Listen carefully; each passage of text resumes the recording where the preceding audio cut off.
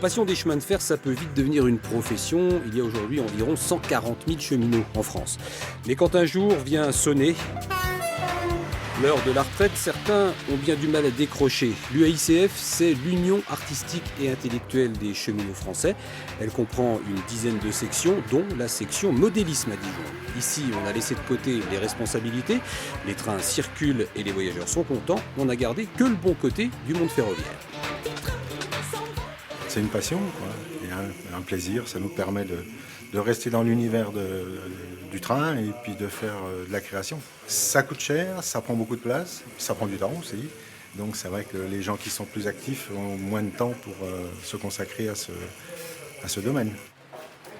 Et du temps, il en faut, de la patience aussi. Pour créer les décors d'un réseau miniature, il faut beaucoup de minutie. Et c'est là que se révèle toute la délicatesse de l'ancien roulant, la sensibilité du chef de gare, le raffinement du contrôleur. Ça, c'est des branches de lichen. On peut le faire pousser dans son jardin, mais bon, moi je l'ai acheté, quelqu'un qui les fait. Et avec ça, on fait des arbres. Comme on dit, on fait un écrin pour que nos trains ils roulent dedans. Mais on est fiers de notre écrin aussi. Et cet écrin, il fourmille de minuscules détails. Toute l'ambition du modélisme étant de s'approcher au plus près de la réalité en choisissant juste une échelle différente. Ça va de l'atelier du soudeur au feu de signalisation, en passant par la réplique du local de la section modélisme. On pourra même pousser le soin du détail jusqu'à la réalisation de panneaux d'information dans les gares, en prenant soin de bien choisir le message. Et si quelques cheminots à la retraite gardent ainsi le contact avec ce qui fut leur métier, d'autres ont choisi la démarche inverse. Ici, Théo est le plus jeune.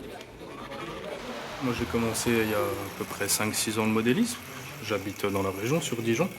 C'est un des clubs le plus proche de chez moi. Et puis c'est toujours quelque chose qui m'a passionné. Mon père était cheminot avant. Puis maintenant, et puis j'ai toujours voulu faire ça. Puis c'est un métier aussi, conducteur de train, qui m'a toujours passionné. Donc je me suis dit pourquoi pas faire ça. Et bon, après quand on voit actuellement la SNCF dans l'état où elle est, on se dit pourquoi pas aller voir ailleurs. Donc j'ai été contacté par une entreprise privée et je vais aller prochainement aller passer des tests pour être conducteur de train. Alors qu'est-ce que c'est comme train ça ? Alors ça c'est un train de fret. Donc c'est pas les compos réels comme en vrai, mais bon c'est une inspiration.